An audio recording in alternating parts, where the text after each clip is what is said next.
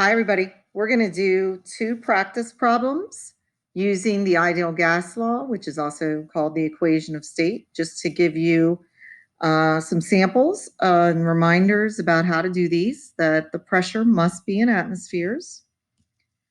The volume has to be in liters. N is the number of moles. R is the universal gas constant. And if you notice the units on the universal gas constant, that's why the pressure has to be in atmospheres, the volume in liters, and N, the amount of gas, has to be in moles, because we have to match up with the units in the universal gas constant that we are using. And remember, in all gas law problems, the temperature has to be in Kelvin. So here is a sample problem, okay? One of the things I definitely recommend is trying to write down what you do know about a problem and making sure it's in the correct units. This one, right off the bat, I see where it says determine the pressure. So this is what I'm trying to calculate, that pressure right here, okay? And I have a little spot on my screen that's not really good for writing, so I think I finally found it again there. The volume, 7,500 milliliters. Now, what I would recommend, and let's do this a little bit bigger off to the side here. Get rid of that too. See if I can get this to look a little bit better. 7,500 milliliters. You need to convert that into liters. So what I would do is do a little factor label problem over here on the side. Remember from our metric, and then I think we reviewed that in the Ed puzzle, that a milliliter is 1/1000th of a liter. So you're going to multiply by the 0.001, divide by 1, and that gives you 7.5 liters. Because remember, the milliliters, those units would divide out, and liters would be your new units. These zeros are not significant because there's no decimal at the end. So my volume is 7.5 liters, and the pressure I'm trying to find. Moles, it says right here in the problem, 2.25 moles of oxygen. Remember, it doesn't matter what gas it is, because all of the gases obey this law. So it could be moles of anything, and we would do this problem the same way. So I'm having a little trouble here with my screen and things showing up right. So that's supposed to say 2.25 moles of oxygen. And the temperature is 35 Celsius. Remember that the Celsius has to be converted into Kelvin by adding 273. And so that is the equivalent of 308 Kelvin. So 308 Kelvin. Okay. So now we know, 4 of the variables, and we're missing one of the variables in our PV equals nRT equation. So we use PV equals nRT. To solve for the pressure, we have to apply our algebra skills. We're going to divide both sides by volume. You can see over here it divides out. And so the pressure is going to be equal to the moles RT over the volume. So plug all the numbers in then, 2.25 moles. The R value is 0.0821, and that is liters atmospheres over mole Kelvin. The temperature is 308 Kelvin, and the volume we had figured out in liters was 7.5 liters. Now, if you examine your units, the moles will cancel, the Kelvin will cancel, the liters will cancel, and our unit for our answer is going to be ATM, which makes sense because we're trying to calculate a pressure, and that's a pressure unit that we should recognize from working with pressures for the last few weeks. So we multiply 2.25 times 0.0821 times 308 and divide by the 7.5. And let me see, we get 7.6 ATM is the pressure that will be exerted by that amount of oxygen in that size tank at that temperature. People who work in business and industry do calculations like this all the time to make sure that they don't exceed a pressure rating on a tank by how much gas they pump into it, knowing what kinds of temperatures it will be exposed to in transportation and storage. And they want to make sure the pressure doesn't build up to create a danger of explosion for anyone. So let's look at a different one. Let's just change up the variable a little bit. This one says a tank for a grill has a volume of 5 liters. A lot of people have a 5-liter tank for their barbecue grill. On a day when the temperature is 28 degrees Celsius, the propane gas, which there's the formula for propane, in the tank exerts a pressure of 8.85 atmospheres. Calculate the mass of propane that's in the tank. So that's why we need the formula and why it matters what gas it is this time, because we are trying to find the mass of the propane. Before we find the mass, though, we're going to have to find the moles. So let's see if we can fill everything else in except the moles. So a tank for the grill has a volume of 5 liters. Okay, good. We know the volume. On a day when the temperature is 28. Okay, remember? Temperatures have to be converted.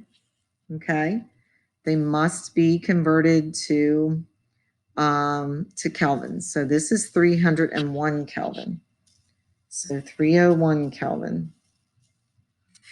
And the pressure is 8.85 atmospheres. Good, that's in the right units. If that was in like kilopascals or torr or something, we would definitely need to convert it before we put it in there. So we use our equation, PV equals nRT. And this time we want to solve for the N. So we have to divide both sides by RT. Now over here, RT drops out. And you end up with that the moles will be equal to the pressure times the volume divided by the RT values. So the pressure, like you just fill in what you know, 8.85 ATM. The volume, I don't like when it does that, but it happens. The volume is 5 liters. The R value, 0.0821, and that's liter atmosphere per mole K. I always like to put the units on to make sure that they divide out. And I think it's a wise thing to do, because when you start to not do it, then you start to, make some mistakes. So I'm going to check the units here. So my liters cancel, my Kelvin cancels, my atmospheres cancel, and the only unit that I have is on the bottom, and it's per mole. Like the units that I'm left with are 1 over mole. Well, that's the same thing as mole. You can just treat the units the same way that you do like, something in algebra. If you had 1 over x, remember how you take the bottom and you invert and multiply?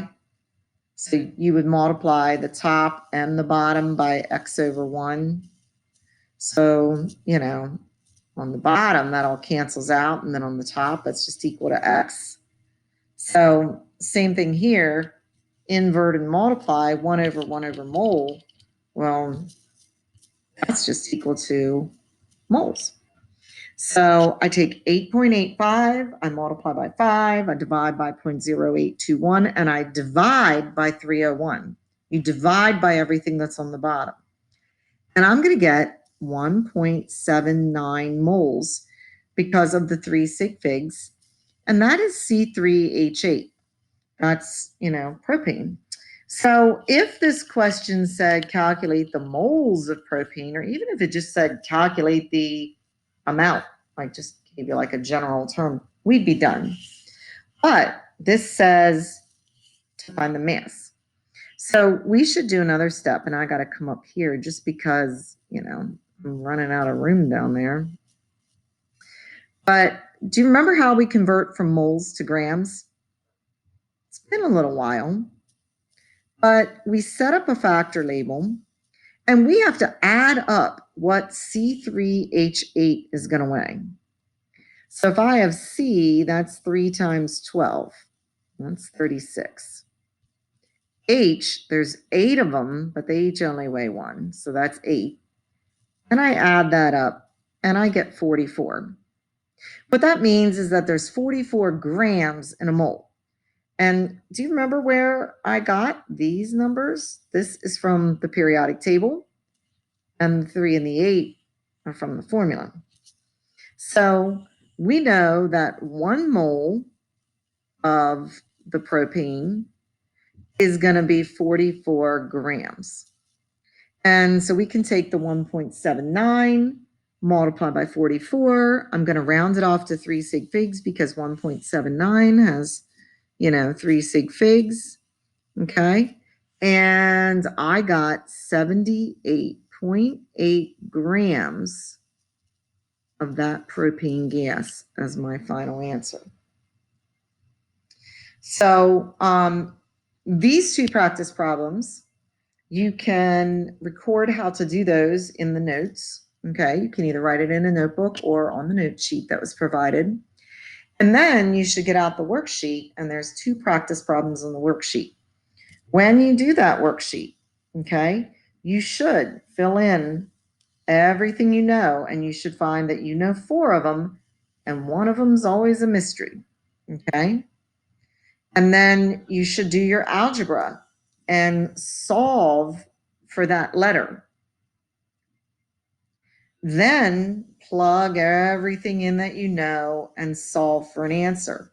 And if you need to convert the answer into another unit, like for example, maybe you get an answer in Kelvin and you got to convert it back to Celsius, subtract 273. Maybe you get an answer in moles and you have to convert to grams like we did. Maybe you get an answer in liters, but it asked for how many milliliters. Maybe you get an answer in atmospheres, but it asked for how many torr. If this final answer needs to be converted, you might have, an extra step to do. Okay. So good luck with that. I'm sure that you'll do well. And if you need any help, just ask. Okay.